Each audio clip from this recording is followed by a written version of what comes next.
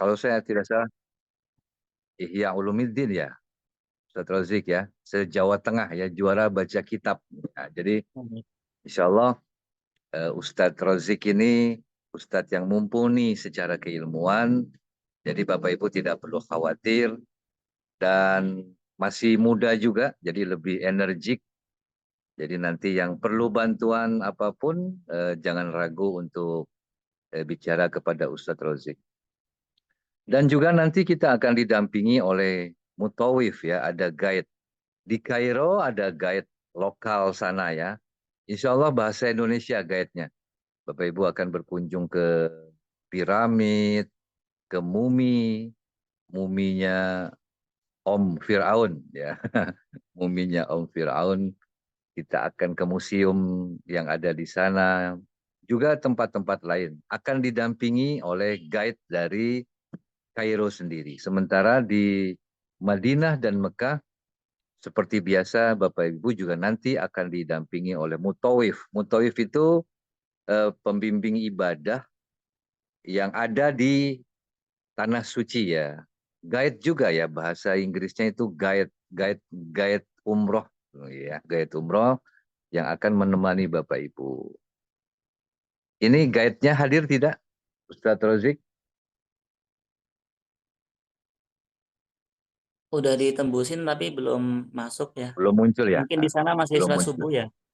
Ya, di Mekah masih sholat subuh. Ya, jadi nanti insya Allah guide-nya bisa juga hadir, bisa juga bicara ya. Jadi Ibu Bapak sekalian, itu info update dari kami. Mari saya mengajak, mari kita nikmati perjalanan ini, Bapak Ibu sekalian, perjalanan penuh cinta ya. Nanti satu bis yang akan Bapak Ibu jalani 10 hari ke depan sejumlah 46 orang. Jadi full satu bis ya, 46 orang. Mari berproses dalam cinta dan kebersamaan demi meraih umroh yang makbulah. Bapak Ibu, saya ingin mengajak kita semua, mari luruskan niatnya bahwa saya berangkat lillahi ta'ala mencari keridhaan Allah Subhanahu wa taala agar Bapak Ibu bisa mendapatkan keutamaan dari ibadah umroh. Ya, jangan sia-siakan. Tidak semua orang bisa pergi menjadi tamunya Allah. Tidak semua. Tidak semua orang bisa ke Mekah, Bapak Ibu. Saya ulangi lagi ya. Tidak semua orang bisa melihat Ka'bah secara live, langsung. Sedikit saya ingin membangun rasa syukur Bapak Ibu sekalian. Saya sering ulang-ulang ini dalam manasik ya. Saya punya guru, kiai, ulama. Saya punya nenek. Nenek saya tidak pernah melepas Quran dari tangannya. Tapi sampai beliau-beliau meninggal dunia, beliau-beliau belum sempat berkunjung ke Madinah. Beliau belum sempat melihat Ka'bah secara langsung. Saya kalau bicara ini suka sedih, prihatin. Kenapa? Guru saya yang lebih alim, lebih berilmu, lebih hebat ibadahnya. Nenek saya yang tidak pernah lepas Quran. Sampai beliau-beliau meninggal, kenapa belum bisa ke Madinah? Kenapa belum bisa ke Mekah? Padahal secara ibadah mereka lebih baik ketimbang kita.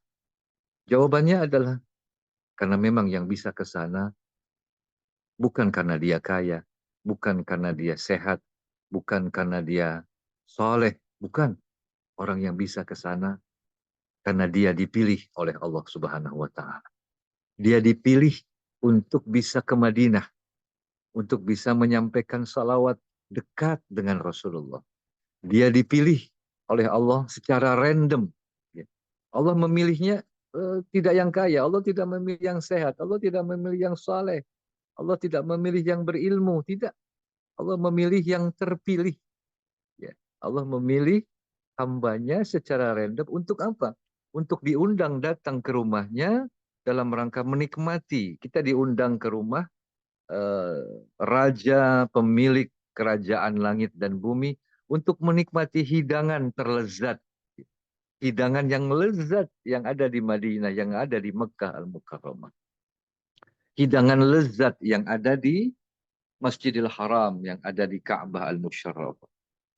Jadi saya ingin membangun rasa syukur Bapak Ibu. Mari fokus untuk memaksimalkan nikmat ini dengan sebaik-baiknya. Nah, eh, apa yang harus kita lakukan? Yang harus kita lakukan adalah itu tadi meluruskan niatnya, ya, kemudian menikmati tahapan-tahapan ibadahnya. Saya mengajak ya, bis C ini ya, bis C ini, ayo kita nikmati tahapan-tahapannya dari rumah kita berangkat ke bandara, dari bandara kita proses imigrasi, antri, naik pesawat, antri, dan lain sebagainya. Ini perjalanan yang tidak dekat, ini perjalanan yang jauh, tapi percayalah, ini adalah perjalanan cinta, perjalanan yang sangat nikmat, perjalanan yang luar biasa, yang tidak semua orang bisa merasakannya. Hanya orang-orang pilihan yang bisa merasakan nikmat yang sangat besar ini. Bapak Ibu sudah terpilih, gunakan itu sebaik-baiknya. Syukuri dan mengalirlah di dalam gerakan Allah Subhanahu wa taala. Tahapan berikutnya, langkah berikutnya, bangun rasa syukur ya. Tadi sudah luruskan niat, nikmati perjalanan, bangun rasa syukur. Tidak semua orang mendapatkan nikmat ini. Saya yang sudah dipilih, saya harus memaksimalkan ini sebaik-baiknya. Jadi oleh karena itu, Bapak Ibu saya ngajak ya, beli oleh-oleh boleh secukupnya. Karena memberi, berbagi bahagia kepada saudara, itu juga merupakan amal soleh ya. Kita beli oleh-oleh bukan buat kita, tapi buat saudara, buat sahabat. Boleh saja, tapi sewajarnya ya. Maksudnya apa? Jangan sampai nanti aktivitasnya lebih banyak belanjanya, tawafnya lebih banyak di pasar ketimbang di Masjidil Haram. Ini ya yang ingin saya ajak kepada Bapak Ibu sekalian. Berikutnya, ibadah tawaf, ibadah sa'i, ibadah umroh, ibadah haji. Kalau kita haji, ini saya doakan ibu bapak yang hadir di Zoom ini semuanya bakal bisa pergi haji. Calon-calon haji yang akan dipanggil oleh Allah untuk bisa merasakan nikmatnya wukuf di Padang Arafah. Tawaf, sa'i, Hmm. wukuf, melontar, dan lain sebagainya. Ibadah haji ataupun umroh, ya, ini ibadah fisik, bukan ibadah bacaan. Jadi Bapak Ibu tidak perlu khawatir, saya belum hafal doa. Tidak ada doa yang harus dibaca, tidak ada. Tidak ada doa yang wajib diucapkan dalam tawaf, dalam sa'i, tidak ada. Bapak Ibu hanya perlu mempersiapkan doa terbaiknya dalam bahasa Indonesia, doa-doa pribadinya. Ya. Adapun doa tawaf putaran pertama, tawaf putaran kedua, ini bukan sebuah kewajiban, bukan sebuah keharusan, bukan sebuah kewajiban dihafal, ya, bukan. Tidak wajib dihafal, tidak wajib dibaca. Jadi ketika tawaf, ibu bapak hanya baca istighfar saja, astagfirullah, astagfirullah, astagfirullah. 7 putaran istighfar saja, sah. Ada yang baca 7 putaran, Alhamdulillah, Alhamdulillah, Alhamdulillah. 7 putaran hanya baca Alhamdulillah saja, sah. Karena dalam ibadah umroh tidak ada bacaan yang wajib dihafal, tidak ada. Ini perjalanan fisik, yang penting gerakannya benar. Gerakannya Ka'bah di sebelah kiri kita, lalu kita berputar berlawanan arah jarum jam sebanyak 7 putaran. Ikuti saja Ustadz Rozik. Ikuti saja mutawif kita, guide kita. Siapa namanya? Ustadz Ghazali ya? Ya, Nanti mutawif Al-Ghazali. kita Ustadz El Ghazali. Wah, Panggilannya ya. Ustadz L gitu. Wah, Ustadz El. Al Eldul ya. Ustadz El. Ikuti saja gerakannya. Bacaannya doa pribadi kita.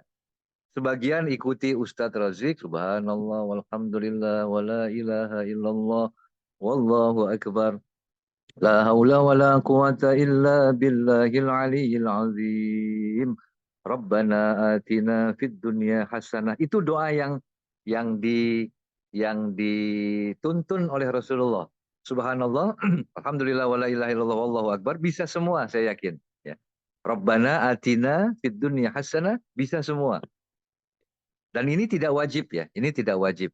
Ini standar doa minimal yang disunnahkan, bukan wajib. Minimalnya baca itu. Rabbana atina fid dunya hasanah wa fil akhirati hasanah wa qina adzabannar. Nanti Ustaz Rozik akan teriak. Doa pribadi. Doa pribadi Bapak Ibu panjatkan. Ya Allah, anak saya belum dapat jodohnya. Ya Allah, pertemukan dia dengan jodoh terbaikmu. Ya Allah. Bahasa Indonesia. Anak saya belum dapat keturunan. Anugerahkan kepadanya keturunan dari sisimu. Ya Allah. Bahasa Indonesia saja. Ya, jadi tidak ada ketentuan menghafal doa, tidak ada. Yang ada apa? Bapak Ibu diundang oleh Allah ke sana untuk meminta sebanyak-banyaknya di tempat-tempat mustajab. Ya, tempat mustajab adanya di mana? Di Makkah. Multazam, Hijri Ismail, Rukun Yamani, Makam Ibrahim, Sofa, Marwah. Ini tempat mustajab. Apa itu tempat mustajab? Tempat yang apabila kita berdoa, doa kita pasti Allah kabulkan. Kita diundang ke sana untuk meminta. Allah bangga. Aku ini raja, aku ini zat maha kaya. Ayo datang ke rumahku, minta apa saja. Ya, ini Allah yang mengundang kita. Dan sayang sekali kalau Bapak Ibu harus berdoa yang ada di buku. Doa yang hanya dibaca yang ada di buku saja, rugi besar. Kenapa? Karena memang pertama, tidak ada keharusan membaca doa-doa tertentu, terutama yang ada di dalam buku. Ini cuma tuntunan, ini cuma panduan saja, minimal doanya. Yang kedua, kita kehilangan permintaan. Ya. Kan doa kita beda-beda. Doa kita dengan doanya Ustadz Rozik beda. Kalau Bapak Ibu ngikutin doanya Ustadz Rozik saja, nanti kapan waktu Bapak Ibu menyampaikan doa pribadinya, gitu ya. Ayo gunakan ini sebaik-baiknya. Ya, jadi tidak perlu dibebankan dengan keharusan menghafal doa-doa tertentu. Berikutnya, saudara-saudara sekalian, yang ingin saya ingatkan, karena saya tidak ikut rombongan ya, saya percayakan kepada TL, tour leader masing-masing, terutama di bis C ini adalah Ustadz Rozik Hamdan. Ini Bapak Ibu bersyukur dapat tour leader yang sangat baik ya, yang berilmu, yang berpengalaman. Jadi Bapak Ibu ikut saja dan jangan sungkan untuk bertanya ya. Karena saya tidak ikut, karena nanti saya akan berangkat di grup yang lain ya. Saya pesan Bapak Ibu, ada satu ibadah yang harus diperbanyak di Masjidil Haram. Ya. Bapak Ibu, kalau kita ke Masjidil Haram, jangan hanya untuk sholat.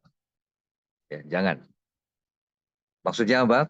Kalau Bapak Ibu ke Masjidil Haram, semata-mata buat sholat, lalu pulang lagi, rugi. Rugi. Kenapa? Karena di Masjidil Haram ada ibadah yang sangat hebat. Apa itu? Tawaf. Kalau boleh dibuat peringkat, ya, kalau boleh dibuat peringkat di Masjidil Haram itu ada 3 ibadah tertinggi. Ada 3.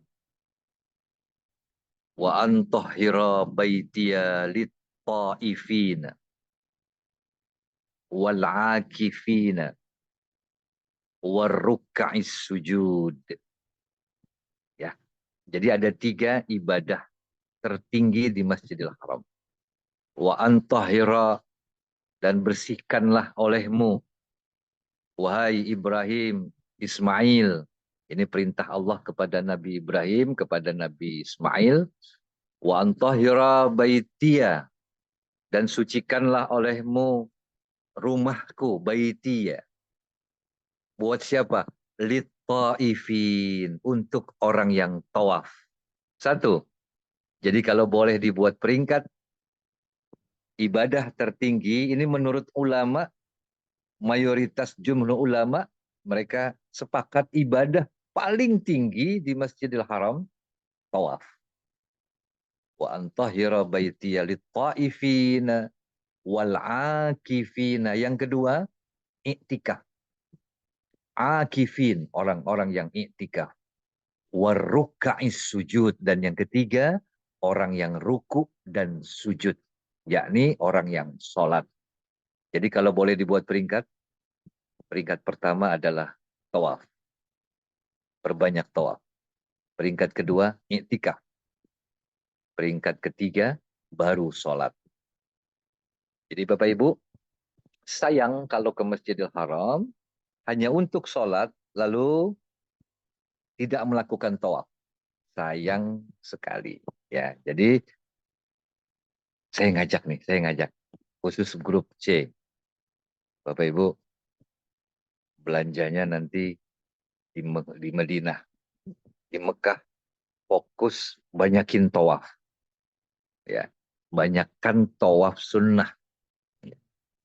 Nanti ada umroh ya. Umroh itu tawaf, sa'i, tahallul. Ini Bapak Ibu nanti pertama kali datang ke Mekah, Bapak Ibu akan umroh namanya. Umroh itu paket ya, ibadah paket, pakai ihram, tawaf, sa'i, tahallul, cukur. Ya, tahapannya itu pakai ihram, niat ya, tentu saja nanti dibimbing sama Ustadz, jangan khawatir, Bapak Ibu nggak akan ditinggal, akan dibimbing terus oleh Ustadz Rozik ataupun Ustadz L sebagai mutawif ya. Umroh itu paket ihram, tawaf, sa'i, tahallul. Ini umroh namanya. Dan itu yang akan Bapak Ibu lakukan pertama datang ke Mekah. Kan Bapak Ibu 4 hari di Mekah, ya 4 hari di Mekah.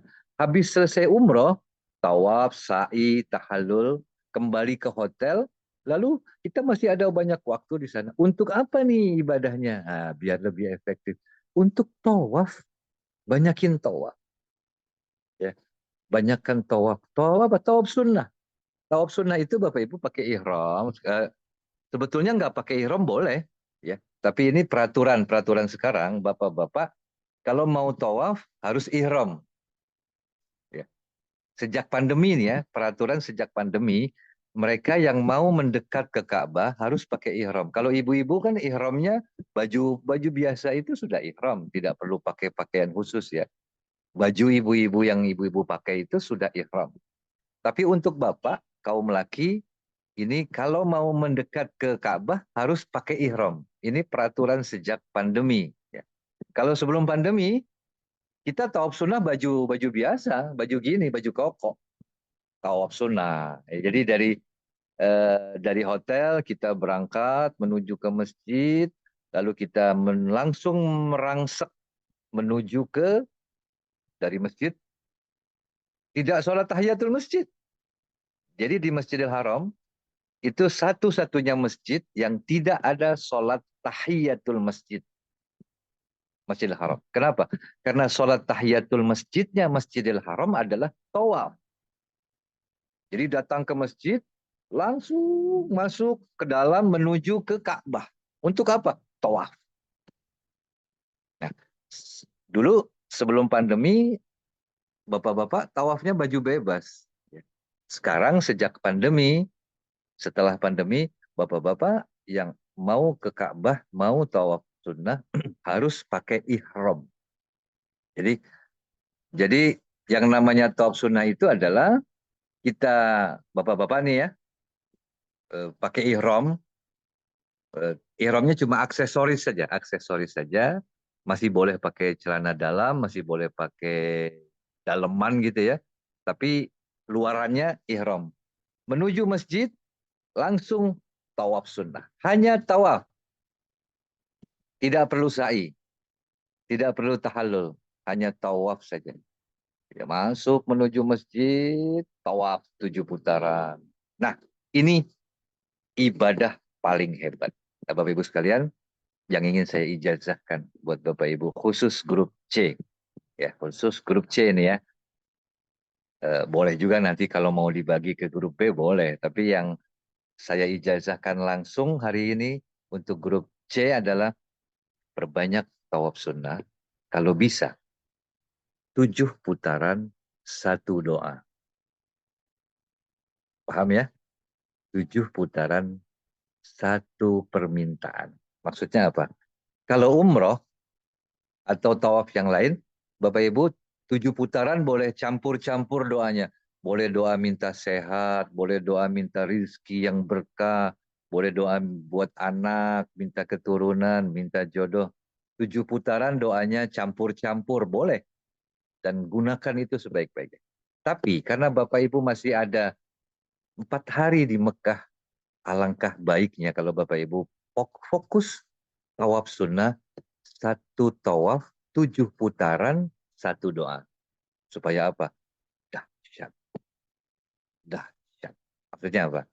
Contoh, tawaf sunnah, tawaf sekarang, tawaf kali ini saya khususkan buat sehat. Jadi 7 putaran minta sehat. Ya Allah, sehatkan aku, ya Allah. Sehatkan badanku. Buat kesembuhan, sembuhkan sakitku. Kalau ada yang sakit, pegang sakitnya. Di mana sakitnya? Sembuhkan ya Allah. Sembuhkan ya Allah. 7 putaran minta sembuh aja. Bapak Ibu, kalau hanya tawaf 20 menit selesai. Istirahat. Nanti udah istirahat, mau tawaf lagi. Tawaf lagi. Tawaf tawaf kedua ya, kan tadi sudah selesai itu. Tawaf minta sehat 7 putaran. 7 putaran doanya sehat, sembuh. Bahasa Indonesia. Bukan buat kita saja ya. Buat yang di tanah air, ya Allah, ibuku sedang sakit, sembuhkan, sembuhkan, sembuhkan. Sudah? Satu tawaf buat sehat, buat sembuh. Nanti tawaf lagi buat minta rizki yang berkah. 7 putaran doanya, doa minta rizki saja. Nanti tawaf ketiga. Saya mau tawafin anak saya supaya masuk ke UI. Bisa diterima di UI umpamanya. Anak saya mau masuk UI, Ustaz. Anak saya mau masuk ITB. Anak saya mau kuliah di kampus idamannya. Tawafin. Jadi istilahnya, kalau Bapak Ibu punya hajat, tawafin. 7 putaran, satu doa.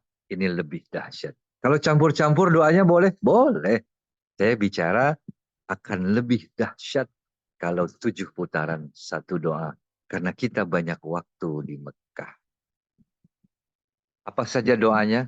Nanti saya share melalui Ustadz Rozik Hamdani tentang doa dalam tawaf sunnah. Ini saja pesan dari saya. Bapak Ibu nikmati perjalanannya, nikmati tahapan-tahapannya. Pesan saya, bangun rasa syukur, jangan berkurang syukurnya. Sayang kalau nikmat besar ini harus tercederai hanya karena soal-soal kecil saja. Jangan sampai soal-soal yang tidak prinsip ini merusak ibadah kita yang sangat besar. Maunya travel semuanya mulus, semuanya berjalan lancar. Tapi eh, Bapak Ibu, kendala airlines ini di luar kuasa travel. Contoh-contoh, nanti pesawatnya delay. Mudah-mudahan tidak delay. Amin. Amin, amin. Andai pesawat delay, ini kan bukan bukan maunya travel. Wah, pesawat delay sekian jam. Ini kan kesalahan, kendala teknis di lapangan, kendala dari airlines ya. Jadi dinikmati. Ya. Antrian di pesawat, antrian di imigrasi. Kok antrinya begini banget gitu ya. Nah, ini jangan sampai merusak. Hal-hal seperti ini jangan sampai merusak ibadah yang sangat besar. Bangun terus rasa syukur. Yang berikutnya, gunakan waktu untuk perbanyak tawaf sunnah. Selamat berproses. Nanti teknis perjalanan Ustadz Rozik akan menyampaikan. Mohon maaf, saya tidak bisa ikut seterusnya karena saya masih ada acara. Tapi kalau masih ada pertanyaan seputar yang saya sampaikan, boleh saya buka 5 menit. Barangkali ada yang mau bertanya. Silakan. Terima kasih Ayahanda Ustadz Miladi atas paparannya tadi. Begitu manfaat buat bekal kita nanti. Baik Bapak Ibu yang aktif di Zoom ini, Alhamdulillah ada 22 orang sekarang ya. Mungkin ada yang mau bertanyakan, silahkan langsung open mic aja.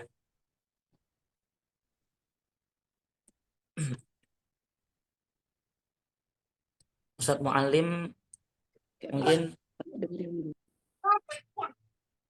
Silakan. Insya Allah Ustadz Mu'alim ini. Itu Tulungagung kemarin ya. Ibu Nur Barani mungkin, mari silakan yang mau bertanya. Assalamualaikum, Ustaz. Waalaikumsalam Waalaikumsalam. warahmatullahi wabarakatuh. Dari Sigit. Ya, Pak Sigit. Silakan. Mohon izin bertanya. Boleh. Misalnya Silakan. waktu kita tawaf, misalnya di pertengahan putaran itu batal. Nah, kita Ya. ngulangi itu dari titik itu atau dari Bagus, mana? bagus. Bagus. Ya. Bagus pertanyaannya. Langsung saja, kalau kita lagi tawaf kok batal. Nah, Bapak Ibu, saya pesan ya. Bawa apa ini? Semprotan air. Semprotan air ini sudah ada penjelasan dari guru besar kita ya. Guru besar kita bahwa semprotan air ini bisa dibuat wudhu.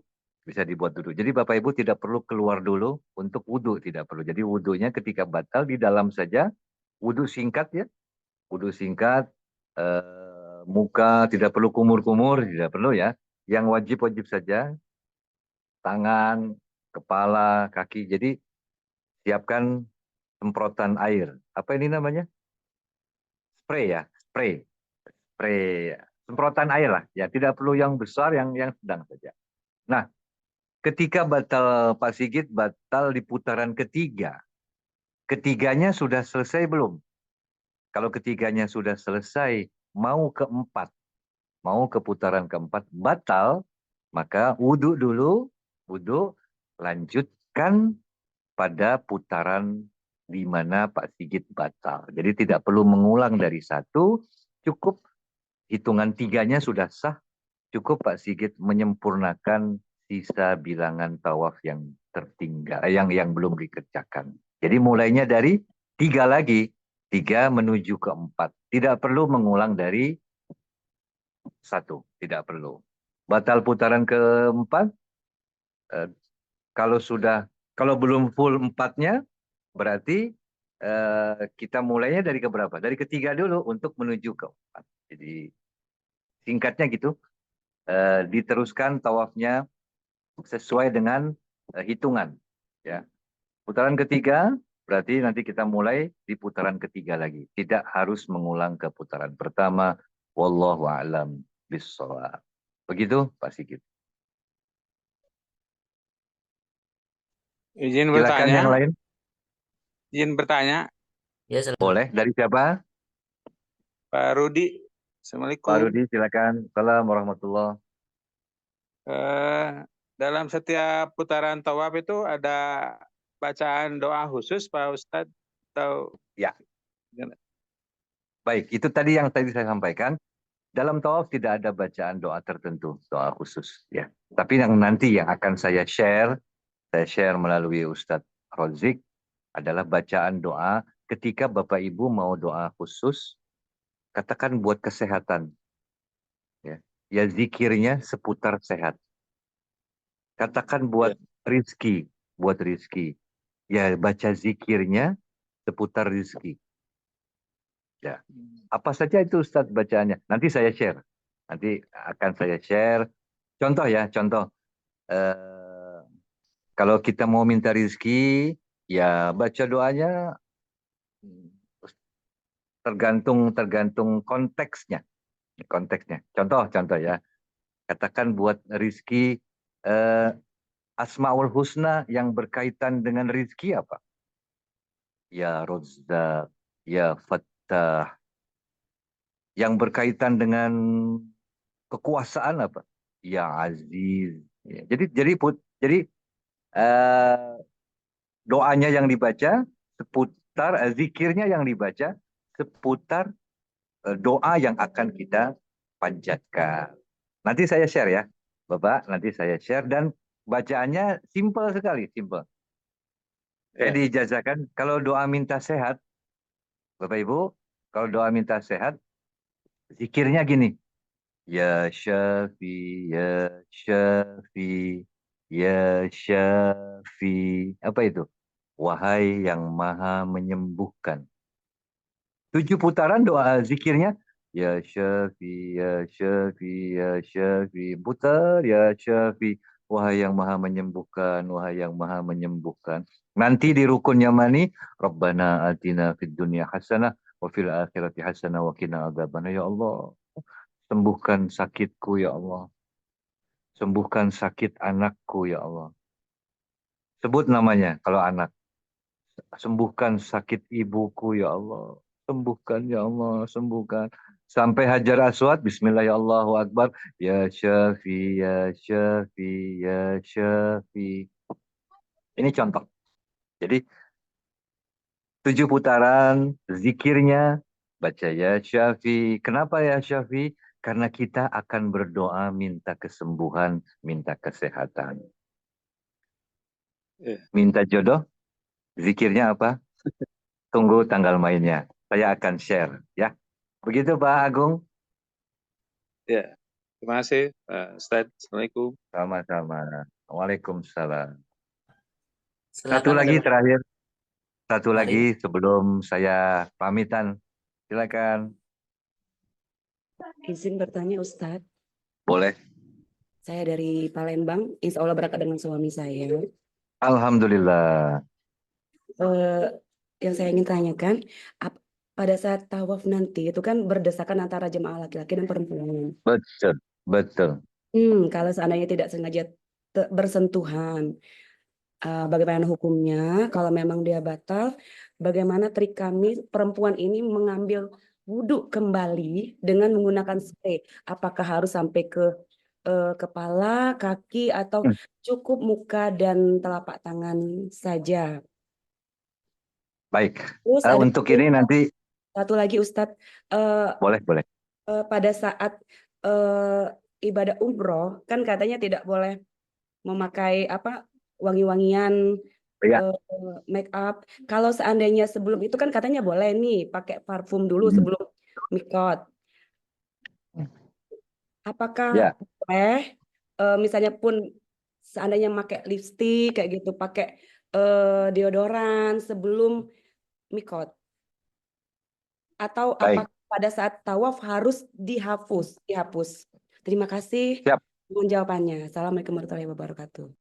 Waalaikumsalam warahmatullahi wabarakatuh. Singkat saja untuk kalau Ibu untuk pertanyaan pertama, kalau kita bersentuhan dengan suami atau istri ya, menurut mazhab Syafi'i kalau kita bersentuhan dengan istri kita itu batal wudhunya menurut mazhab Syafi'i. Dan Bapak Ibu ketika berwudhu dengan cara Imam Syafi'i membasuh sebagian kepala ya, mengusap, membasuh sama mengusap beda ya. Mengusap sebagian kepala, wudhunya gini nih, dikit saja. Lalu bersentuhan sama istri, batal menurut mazhab Syafi'i. Nanti ini Ustadz Rozik jagonya lah. Dia jagonya fikih ya. Nanti fikih 4 mazhab bisa tanya sama Ustadz Rozik ya. Jadi nanti salah satu trik ibu bapak sekalian, selama di Mekah, selama di tanah suci, biasakan untuk berwudu dengan cara Imam Hanafi.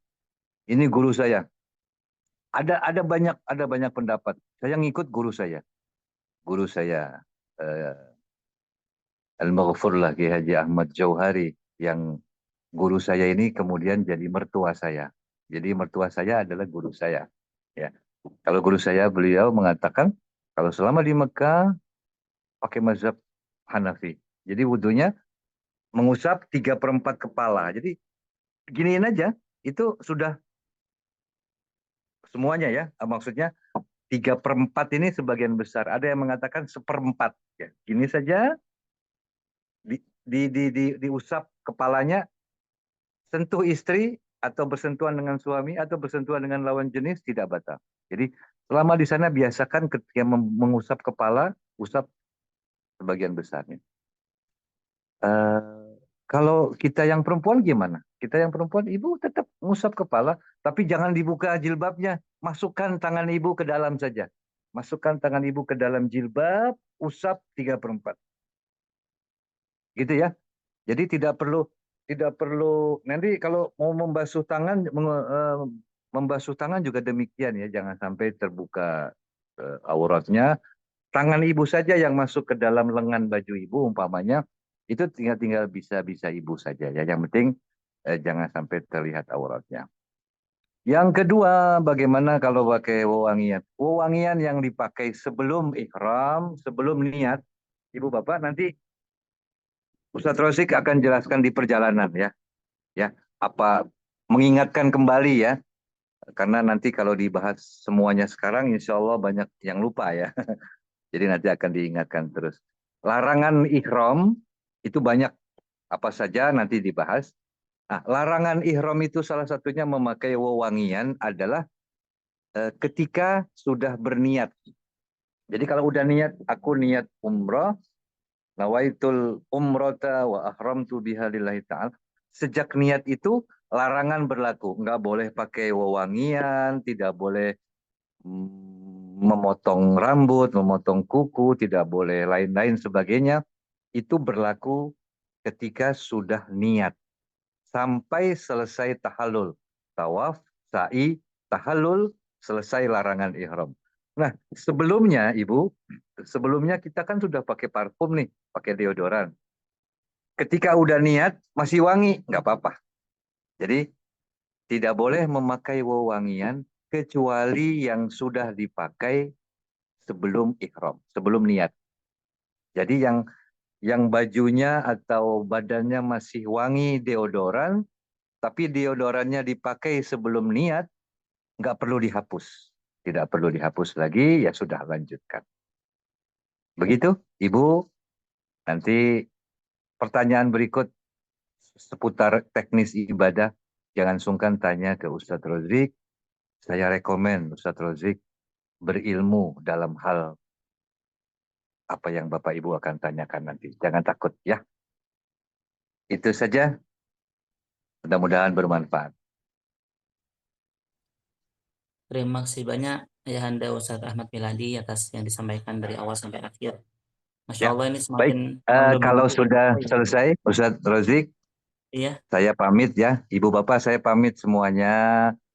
Saya sapa Ustadz. Di sini ada Ustadz Mualim ya. Ustadz Mualim. Ada siapa lagi? Tadi yang bertanya Pak Agung. Yang saya lihat ininya ya. Nama-namanya Pak Didi, Pak Sigit, dan semuanya. Yang mohon maaf saya tidak bisa sebut.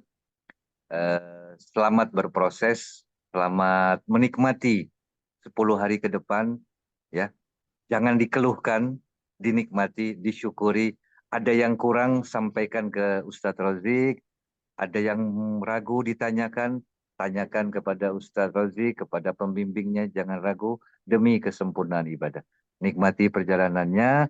Insya Allah, kalau dinikmati, segala sesuatu akan terasa indah. Selamat jalan, tanggal 19 ya. Tanggal 19 November nanti. Semoga diberikan kelancaran, kemudahan, dan umrohnya yang paling penting. Umrohnya menjadi umroh yang makbulah. Itu saja. Lebih kurangnya mohon maaf. Sampai jumpa. Insya Allah kita ketemu di lain waktu dan kesempatan. Wabillahi taufiq wal hidayah. Assalamualaikum warahmatullahi wabarakatuh. Waalaikumsalam warahmatullahi wabarakatuh. Silakan Terima kasih dilanjut. Ayahanda Ustadz Ahmad Miladi sudah memberikan wawasan begitu luas bagi kita semuanya ya. Tadi sudah diarahkan terkait masalah manajemen hati, menata niat, terutama syukur sama sabar.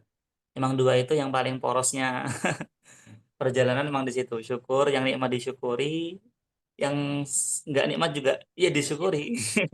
Gitu ya Bunda ya. Baik, kita sudah diberikan beberapa kiat-kiat atau cara-cara tadi di sana itu. Kalau kita mungkin ingin tahajud di Indonesia juga bisa tahajud.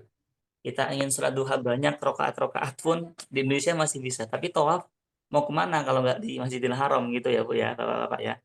Jadi kita Iya. sarankan banget memang. Apa tadi? Jadi kami sarankan Ustaz sekali tadi. Ya, mau ada interupsi? izin Ustaz Rozik Ya Pak. terkait Pak Didi, silakan. tadi yang Pak Ustadz sampaikan yaitu tawaf bahkan mungkin diutamakan agar bisa dilakukan beberapa kali. Ini karena saya juga sebagai pemula baru pertama, Iya. pakaian ihramnya ketika tawaf pertama, kemudian tawaf kedua, ketiga, misalnya sampai kedua, ketiga itu, apakah ihram kita hanya satu bawahnya atau diusahakan ada dua atau bagaimana ketika tawaf pertama pakaian ihram kita sudah lumayan kotor, Pak Ustadz gimana? Mungkin Ada masukannya kita bawa Ustadz berapa Miladi mau. pakaian? Oh iya. Ustadz Miladi mau menanggapi terlebih dahulu. Oh baik baik. Saya mau keluar kok nggak bisa keluar nih. Ada hikmahnya nih. Ya Mas, saya sarankan bawa ihram 1,5 ya, 1,5 set ya, artinya 3 helai. Kalau 2 itu kan atas bawah ya, itu dua helai namanya 1 set ya. Bawalah 1,5. Jadi 3 helai ya. Nanti yang mau diganti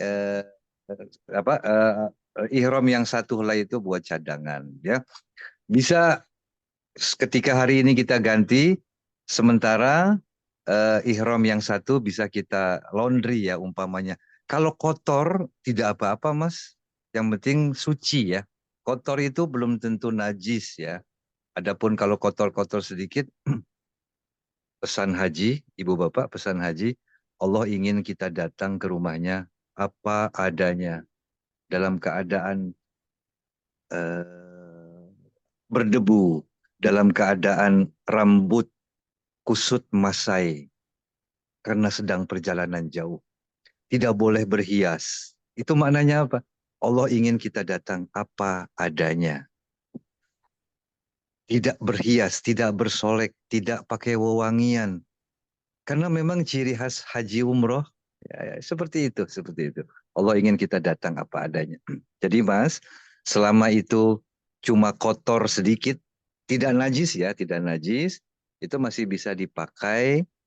Dan kalau memang kena najis, jadi serepnya, cadangannya bisa dipakai, dan yang ihramnya yang sedang nganggur itu bisa dicuci di laundry ya. Laundry di sana cepat kok ya, cepat. Jadi saran saya dan pengalaman saya, cukup bawa 3 helai ya, 3 helai untuk cadangan. Begitu ya. Terima kasih Pak Ustadz. Izin satu Sama-sama. lagi Ya, terkait silakan. kemalangan. Hmm. Terkait kemalangan apabila kondisi kita saat ibadah di sana kemudian sakit atau bahkan meninggal dunia gimana ya Pak Ustadz? Sakit, kondisi halangan, maksudnya larangan ihram. Kemalangan Pak Ustadz. Maksudnya Kenapa? kemalangan itu artinya kita kondisinya sakit bahkan kondisinya meninggal dunia itu di sana kita Waduh, penanganannya seperti apa ya Pak? luar biasa pertanyaannya. Kalau kita sakit di sana, nikmati semuanya, nikmati bagian dari proses perjalanan. Kalau kita ada jamaah haji, jamaah umrah, meninggal dunia di sana, ini ada hadisnya. Orang yang meninggal di 2 tanah suci, maka dia nanti tidak akan dihisap di hari kiamat. Ini bahkan kerinduan para ulama, kerinduan orang-orang soleh zaman dulu ya. Orang tua saya juga, kakek nenek kita dulu pengen meninggalnya di Mekah Madinah. Kenapa? Karena meninggal di sana tidak akan dihisap. Itu ganjarannya sangat luar biasa. Kalau pertanyaannya seputar itu ya, tapi kalau bagaimana? Ya tidak bagaimana-bagaimana ya Pak ya. Jadi kalau sakit istirahat ya, minum obat ya. Kalau bisa tidak perlu ke dokter ya, karena kalau ke dokter di sana kecuali sakitnya sakit berat. Kalau ke dokter di sana prosedurnya sangat berat. Khawatirnya nanti jadi lama. Ya, saya pernah punya jamaah masuk, padahal cuma sakit sedikit gitu ya. Masuk ke rumah sakit, akhirnya nggak boleh pulang sama dokternya. Nanti harus dirawat sekian lama, agak-agak repot. Jadi nikmati saja, Bapak Ibu. Di sana ada zam-zam. Kalau sakit, banyakin zam-zam. Doa, ya Allah sembuhkan, sembuhkan. Pakai zam-zam. Kalau Terima kasih, Bos. pertanyaannya itu, ya. Semoga sehat semuanya, panjang umur. Amin. Amin ya Allah. Iya. Amin. Terima Silakan kasih. lanjut, Mas. Ini Ya. saya mau keluar, nggak bisa kok ya.